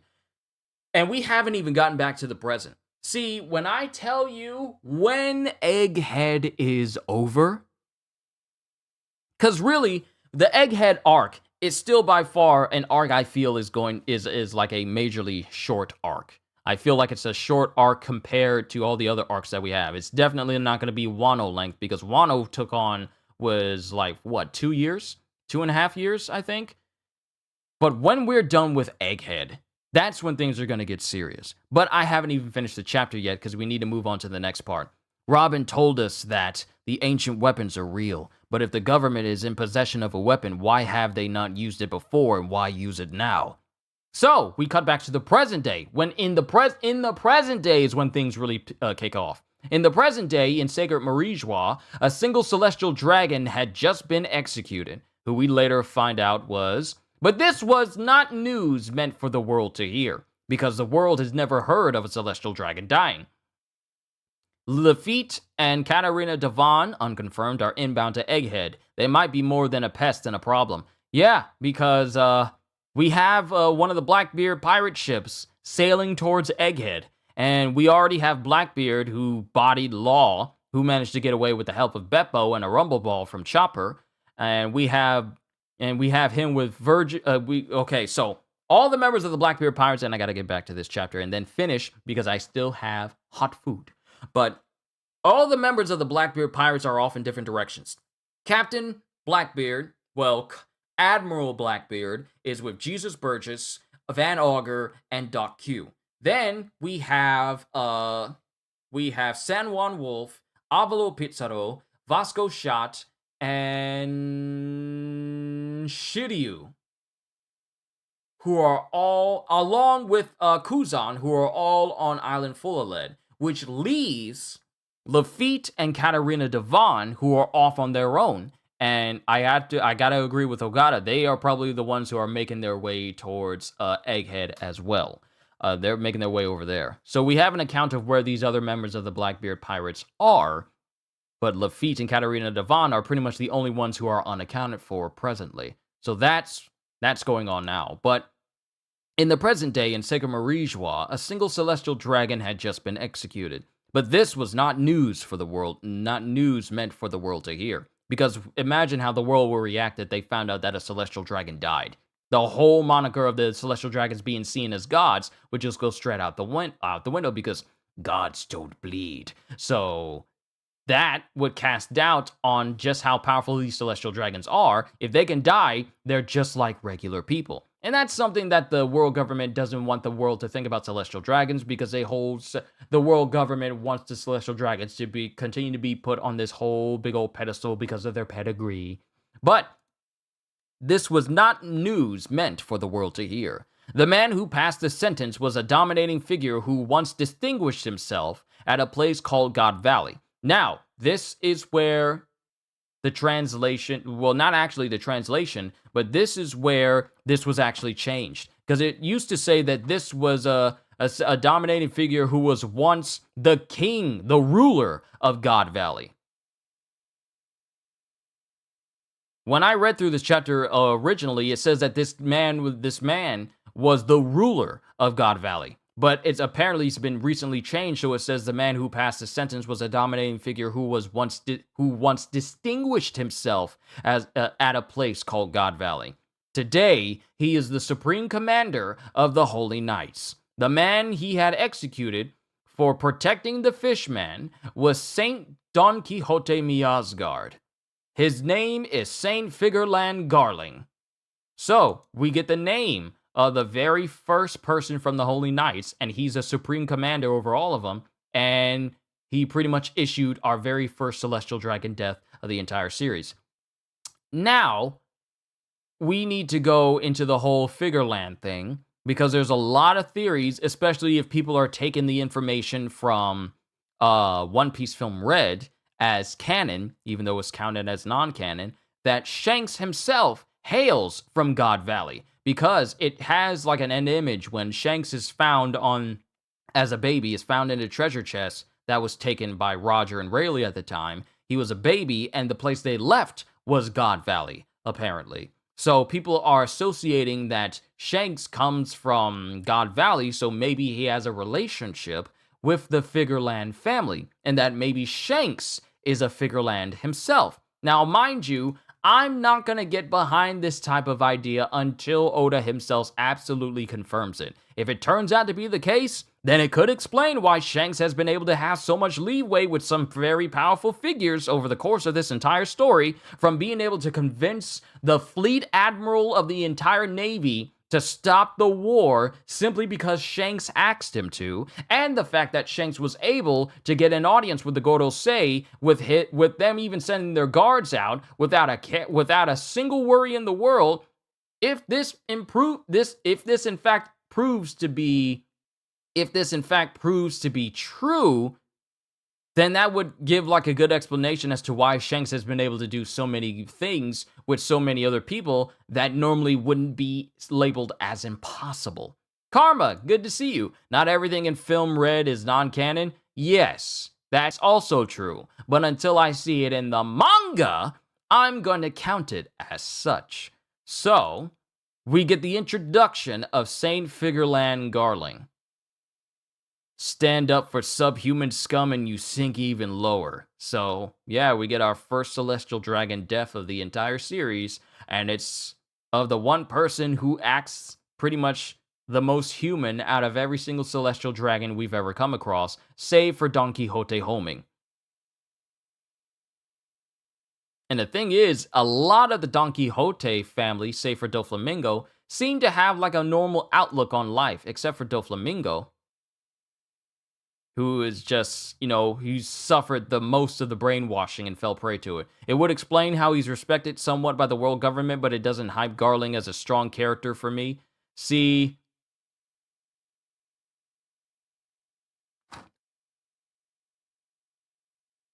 for me, the one thing that really stands out to me is the fact that this man has a relationship to God Valley itself, which is an event we don't fully know the extent to. So that's what sticks out to me. The God Valley incident, something that caused Roger to be, something that caused, the Rocks pirates themselves, because what involves God Valley is not just, Garp being known as a hero of the Marines from that moment forward, and also, him helping out Roger, but also the fact that the Rock's pirates were involved and, the most powerful pirate crew of their time back in the day before they were all disbanded and beaten by both Roger and Garp. That's one of the most important moments that shaped the lives of so many people on the Navy side and also the pirate side. Because on the Rock's Pirates, we had Kaido, Big Mom, Captain John, I would say even Kurozumi Higurashi as well, because she was able to get the face of Shiki the Golden Lion, Rocks himself, all these people. I mean, in terms of Shanks possibly being his father, and that's translated into him being as strong as him. Maybe. I don't know. We don't know, because we don't even know the exact strength of how strong Saint Figurland Garling is. I don't hype him up as like this big figure because simply because he's from God Valley, because that's one important thing. But it's very difficult to gauge the strength of someone like him when you only know where he's from. Like, sure, he could be distinguished as like a strong person from God Valley, but a strong person from God Valley could be as strong as Captain Kuro for all we know.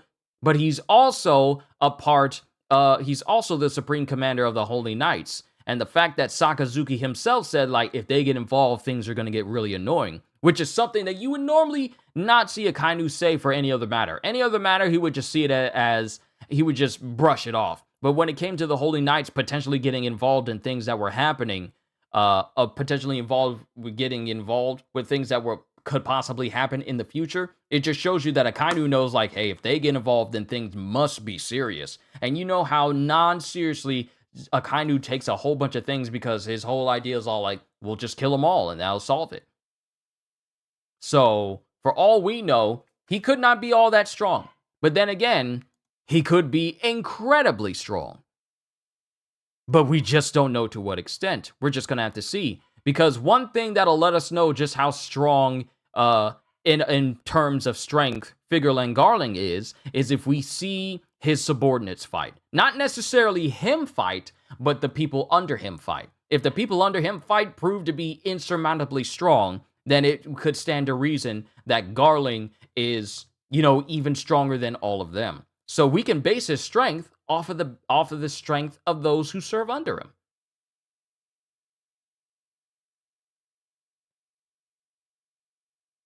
But I also agree with you, Ogata-san. Him just being introduced doesn't automatically mean he's a strong character. He's a very influential one due to the fact that he's related to one of the most mysterious moments in One Piece history, and we still know very little about the whole God Valley incident. So therein lies a whole bunch of questions that one can ask about, like, okay, how did you go from being a distinguished figure of God Valley, a place that no longer exists, to being the Holy Commander, the Supreme Commander of the Holy Knights, the literal police of the Celestial Dragons themselves? That's a lot to take in right now. So, who knows? He could wind up being Shanks' father. Maybe he's not. Shanks could wind up being from God Valley, or related to someone else in the God Valley other than Garling. I doubt a new character introduced is going to be weak, especially if he might be related to Shanks. That's also true. We just got to wait and see what Oda's going to do with this amount of information. Because I can imagine that if he is in fact related to Shanks, and for some reason, if he's shown to be Shanks' father, I would not be surprised if he's incredibly strong. Most old dudes in One Piece are super strong. You're not wrong. Even those who have bodily problems, such as Lao Ji, he's insurmountably strong as well. And the only thing that stopped him was, like Sai, giving him big old axe kick to the forehead and just breaking him off a piece of that old man Kit Kat. So, old men in One Piece, don't sleep on them, especially those with weird hairstyles, because Garland is over here with a crescent moon moon-shaped haircut. Like, his beard is pointed, but then the edges of his beard are also pointed. And then his hair is pointed at the sides, and then the hair also curves forward, so he looks like a moon that has like spikes coming out of it as well. So his overall design is pretty sick. He's in a black jacket, and he's got like a long sword that has like a very peculiar looking handle on it. Like it's a long hilt, and then it has like this long metal bar above where his hand would go to draw a sword. So he looks very peculiar, and he's also wearing glasses as well. And it doesn't look like the glasses have like what do you call it? Doesn't have like, what is it, arms? The stems that stick out to the side. I don't wear glasses, so I don't know the terminology. Sticking out right next to him. He just has glasses that's just sitting up on his eyes. So we can't exactly gauge how strong this person is just from a first appearance. I'm not going to say he's one of the strongest people in One Piece. I'm also not going to say he's one of the weakest people in One Piece. I'm not going to say he's Shanks' father, but at the same time, we can't rule that out because literally anything could happen. If he winds up being Shanks' father, it's just going to cause more questions to happen. Just more questions. Like, imagine Shanks winds up being the son of a person from God Valley. Literally the location of an event that would reshape the Marines and pirates as a whole from that day forward. That would just change everything we know about Shanks.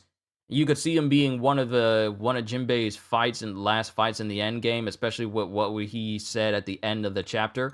Yeah, stand up for subhuman scum and you sink even lower. So already this dude's a racist. So he's already on top characters that I don't like because of that terminology. Because if he saw Jinbei, he would just refer to everyone, Fishman, and even mermaids, even someone as beautiful and as wholesome as Shirahoshi, as subhuman scum. So already he fits in just fine with the rest of the Celestial Dragons. But we've yet to see just what role he plays in this story. Because there's no way you're going to introduce the Supreme Commander of the Holy Knights and he's not going to have a role later on. There's no way. Especially on a massive 1 month long break. You just going to drop the Supreme Commander of the Holy Knights? And he's already starting his first appearance by being racist? Subhuman fishmen and mermaids are subhuman scum? If you stand up for them, you sink even lower? Already cementing himself as like, I hope someone hits you in the face and breaks that moon-shaped hairstyle you got going on. So if it's Jinbei, hey, it'll be just like his encounter with Who's Who, because Who's Who was already shady and racist when he was talking about like, oh, you're just this, because I'm pretty sure, I was sure you know about the sun god Nico, what with the name of that story being steeped in the slave history of Fishman. And that wound up getting getting his teeth broke and his whole body just getting bodied by Jinbei, which was well deserved. You don't act that way and don't expect to get slapped in the face by somebody.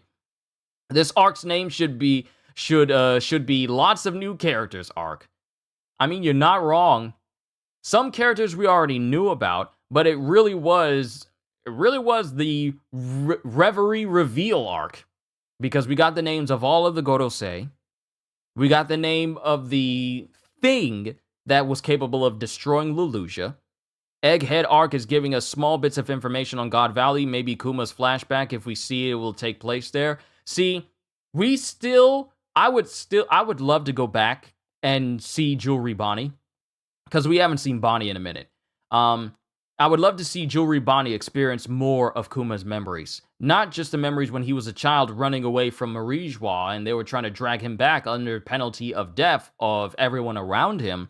I would like to see him grow up. I would like to see him when he first met Dragon and Eva. I would like to see what happens when he got affiliated with Vegapunk. How did that come to be? I mean, obviously the story says like when he was a pirate, he was known as a tyrant, but in order for him to get like amnesty, he had to subject himself to becoming a cyborg slowly over time. But I would love to see the events that led with him getting to that point. I would love to see that.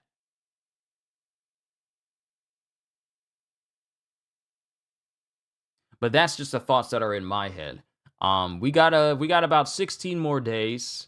Roughly about 16 more days. 17 if you go by Viz. We got about 17 more days before One Piece comes back. Well, yeah, I want to say, yeah, we got about 17 more days before One Piece comes back. So there's a lot of theories that's in my head right now, but all I'm really thinking about is like, we're dealing with events that are happening in the past. This last panel for chapter 1086, when we get introduced to Saint Figurlang Garling, is the most update present day image we see. The most update one that we see. Because that's when Miasgard gets executed and killed. That's the most recent present day update we see of the world of One Piece. We still need to get back to Egghead. We still need to find out what's going on with Garp at Island Fullerled as he's fighting Kuzan. Whether or not the Blackbeard Pirates have joined Kuzan in fighting the hero of the Marines. You know, a Conqueror's Haki, Armament Haki, everything Haki user. As he's destroying the entire island.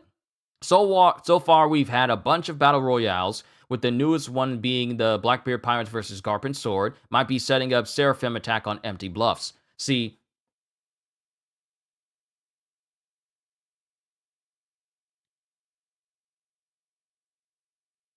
but would that be necessary, though?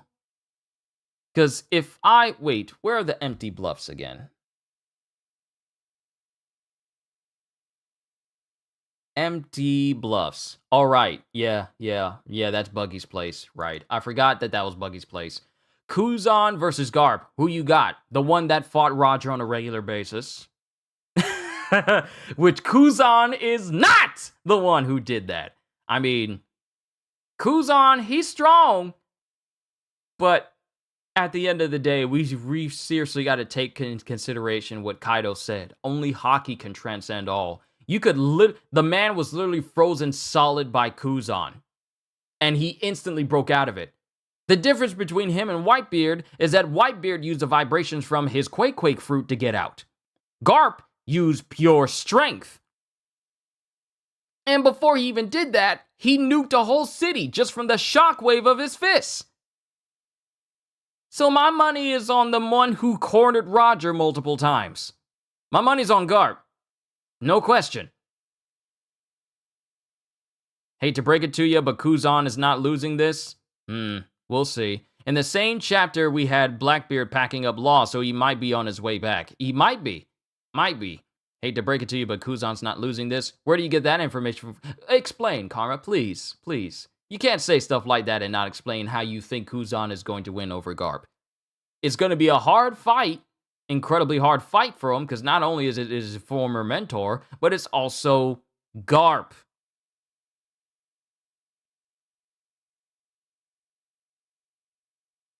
Please, share with the class how you think Kuzan is not losing this fight.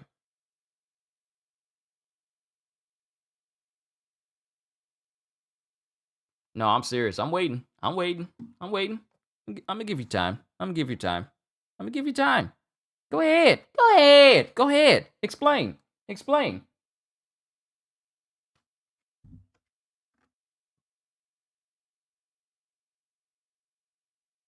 Prime Garp was cornering Roger. I don't see Prime Garp fighting Kuzan.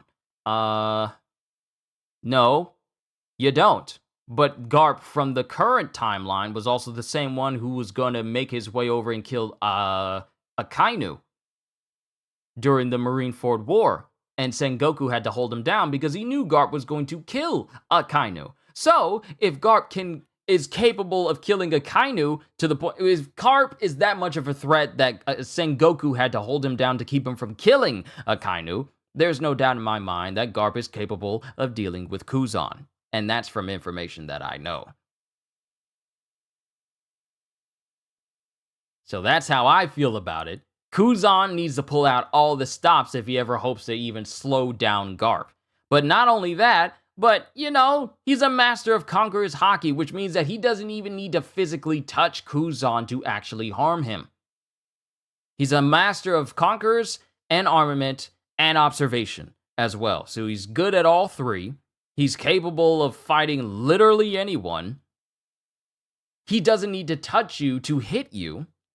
He can't be frozen solid for more than a few seconds because he's already broken out of it.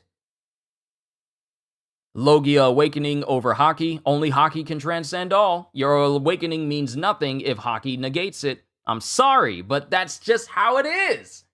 If your Haki is strong enough, did you forget when Law was going up against Doc Q's Devil Fruit Sick Fruit, saying like if your Haki is strong enough, it can nullify Devil Fruit powers. Did you forget that, Karma? So if we have someone as strong as Garp, whose Haki is already monstrously strong, what good is a Logia Awakening going to do against a fully mastered Haki user with an immense mastery over Haki itself?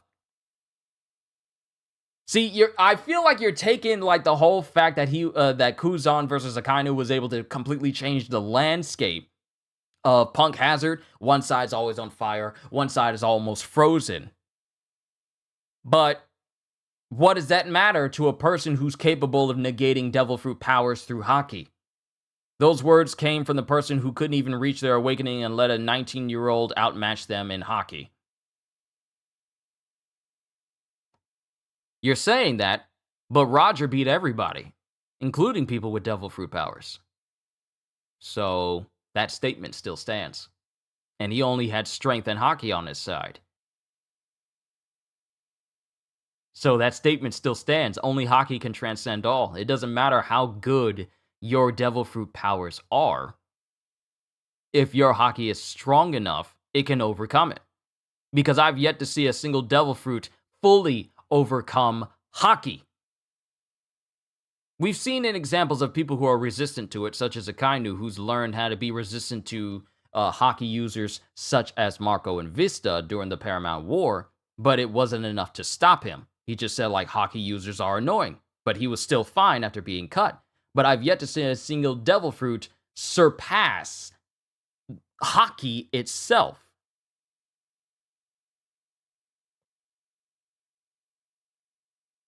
But who was Kaido talking about? Roger?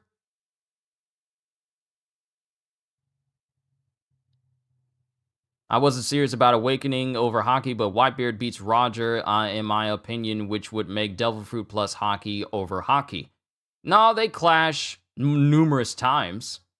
But, I mean, at the end of the day, Roger was able to clash with Devil Fruit users on a regular basis, with just strength and Haki. A lot of the users he went up against had Devil Fruit powers. And he just went up against all of them with Hakis, with just Haki and strength. Abilities alone can't conquer the world. So are you talking about Devil Fruit abilities? Or are you talking about like regular abilities such as Haki? Because if you're talking about Devil Fruit abilities, then that just reinforces my idea.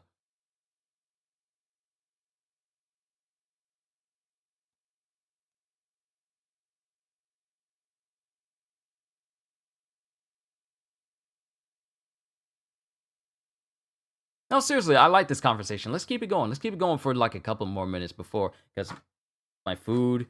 Ooh. Yeah, Devil Fruit. Yeah. Devil Fruit abilities alone can't conquer the world. Only Haki can transcend all.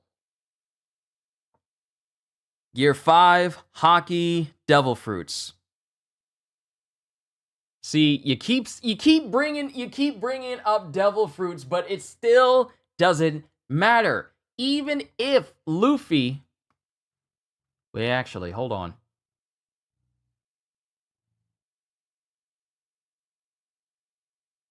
Wait a minute.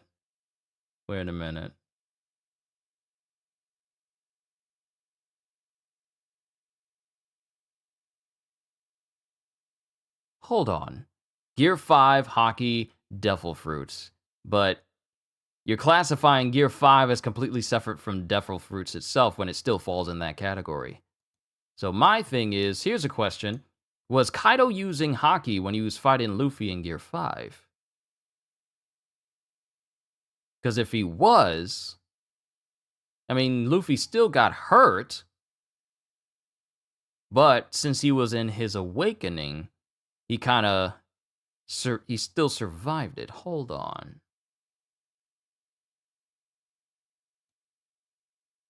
Hold on.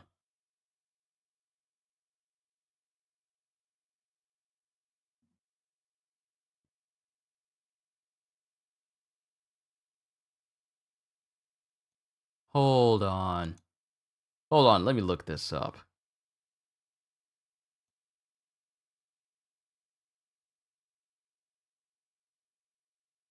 Let me see. Let me see. Let me see.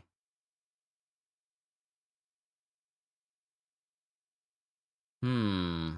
Aligning with the mythical Zoan nature of this form, Luffy's already rubbery body gains freedom and flexibility that surpasses what he would receive from his previous forms, to the point that it is now even cartoonishly malleable, with Kaido likened it to something out of a picture book. An example of this is when he took a hit in the head from Kaido's Asaikai, only for his head to warp and wrap around the weapon and its spikes, or when Kaido tried to smash him into the ground and his body was simply squished instead and later returned to its original shape.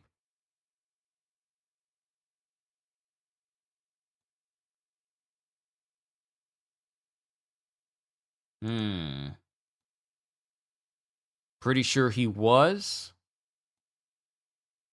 Hmm. I'm looking up on the oh wait, wrong button. Hey, I didn't know Control H would bring up your history. I didn't know that. Learn something new every day. Let's see. Okay, hockey is mentioned 3 times in this. And it's only revolving around Luffy's attacks as well. Hmm.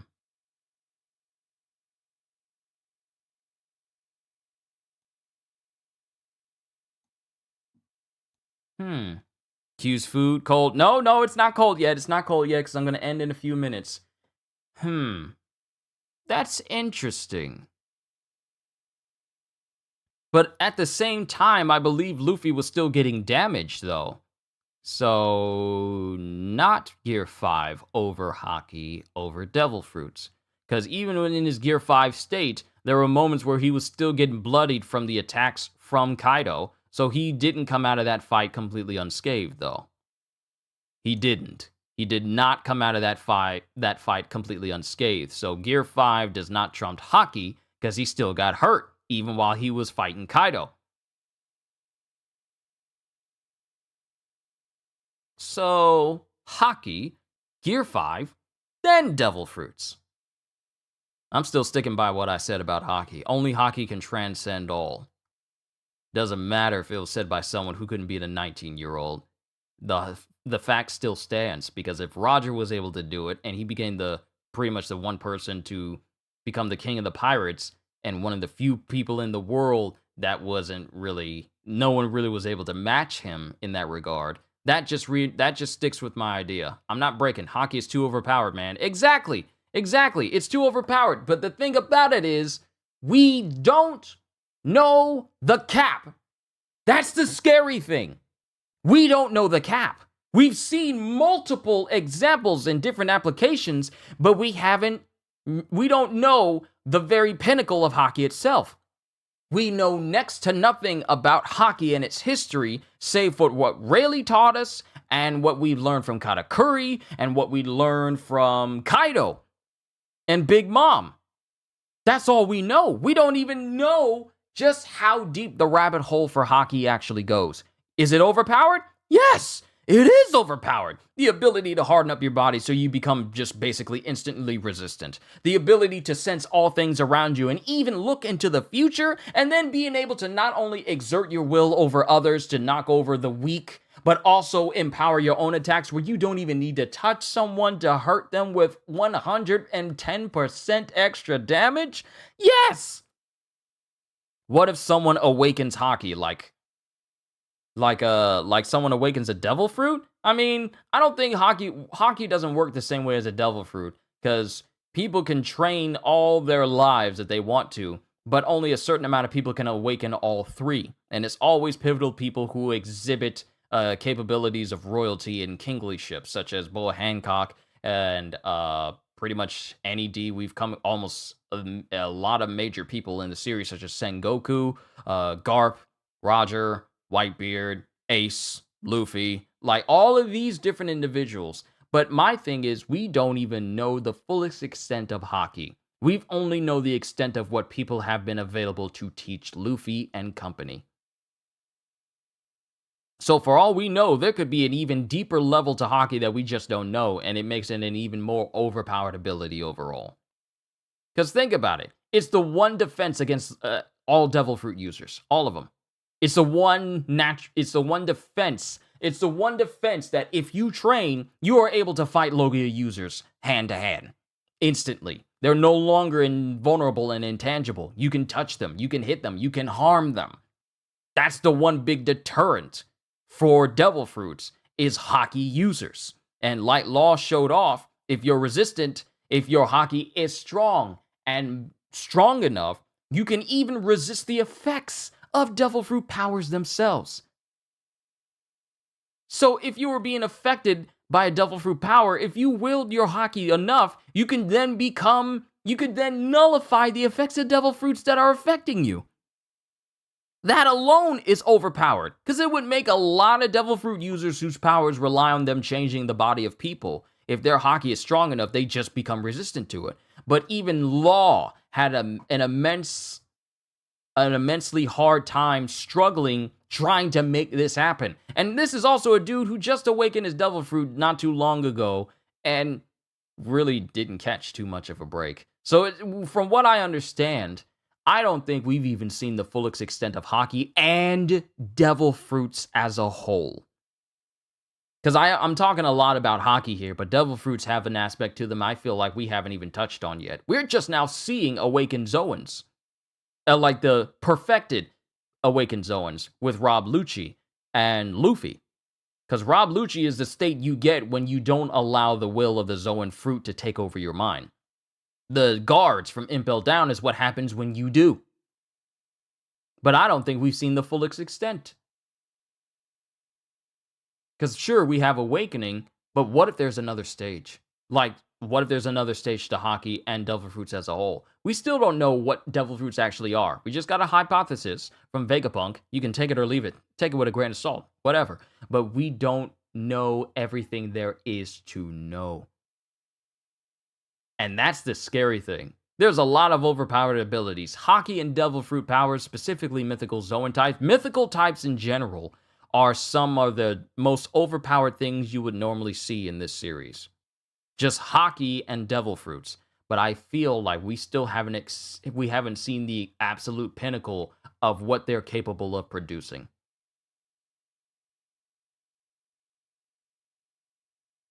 Should be interesting when we go into the future. It should be interesting to see how many of our theories are wrong, how many of our theories are correct by the end of this year, because there's still so much more One Piece to enjoy. My food is still hot because we got those special styrofoam casings, so my food is still good. I doubt Devil Fruits have another stage because that would mean Luffy would obtain something stronger than Gear 5. Or, here's the thing, he just gets used to using it the same way he got used to using Gear 4, because he's capable of using Gear 4 without any drawbacks now. So, I wouldn't be surprised, like, sure, there may not be any newer stage to Devil Fruits, but I feel like when it comes to Devil Fruits, it really comes down to the person who's using them and perfecting them. So maybe I'm stretching it and going a little bit far by saying that there's another stage to Devil Fruits beyond Awakening, because that would be too much. And then Haki would need to find another stage in order to combat that. But I think Haki does more than enough to combat Devil Fruits just from its basic applications alone. So, that's just something I'll keep in mind for right now. But as far as everything else goes, the political intrigue, the espionage, everything that's involved with One Piece right now, we still haven't seen all there is to see, even for this current arc. I feel like me losing my mind over the last chapter when I reacted to it is probably going to be like a pebble in the vast pond of what's in front of us. That's just how I feel about it. But we're just going to have to see what happens when we come back to One Piece in July. So we got to think about all this stuff. We got to think about all the events that are happening. We got to think about all the people who have yet to show up. We got to think about the fact that Law and Kid have been benched for the foreseeable future until they become relevant to Oda in the story again. So many things to consider right now. And then the appearance of Figureland Garling, the commander of the Holy Knights, the Marines, making moving forward with a brand new Navy campaign. There's just a lot of things to think about just from flashbacks. And we still have the stuff that's happening in the present. But we're going to have to cross that bridge when we get to it. Overall, One Piece is just as crazy as ever. I mean, how else could I say that? I mean, The series has always been crazy from the get-go. As I'm reading through Thriller Bark and seeing all the stuff that's happening in there, it's like, yeah, the series is crazy. And then it gets even crazier moving forward, and then even crazier moving forward. How do you keep getting crazier and crazier and crazier, and it doesn't seem like it's become repetitive? Oda just keeps showing you that he's good at telling stories and keeping people invested in his stories, not just for shock value, but because the story's that good. And that's how I feel about these chapters we got in this month. They were all good chapters, but like every single other chapter, they just leave me with more questions than answers. And when Oda explains everything, and the mystery of One Piece as a whole series has been solved, and we know everything, I feel like that may be a moment where we literally can't do anything else about it, and that's the end. When One Piece ends, it's going to, I honestly feel like it's it's going to leave a massive hole in our 25 years of setup finally paying off. Yeah. We possibly got Grand Fleet incoming, and I've seen the ships. Our Emperor's got a big army too. Yeah, he's got a big ship. He's got a big army, thanks to the events of Dressrosa, that can come at his aim at any time. 25 years of setup finally paying off, and I have to say, Karma, it's been well spent. It's been well spent. I enjoy these talks that we have. Even if we don't always agree with each other, I do love to have these conversations with each other. Just know that I don't feel like you guys are wrong for saying whatever you're saying. I like the back and forth that we have because it keeps us engaged with this series, and I like the conversation. But 25 years of setup, and it really is paying off. Really, it took off when Oda took that long month to prepare the final saga. And all we're getting as readers is the end result of Oda finally bringing the end of One Piece the way he wants it to be brought about. So now all that's left is for Oda to just give us the rest of his series piece by piece until we reach the end.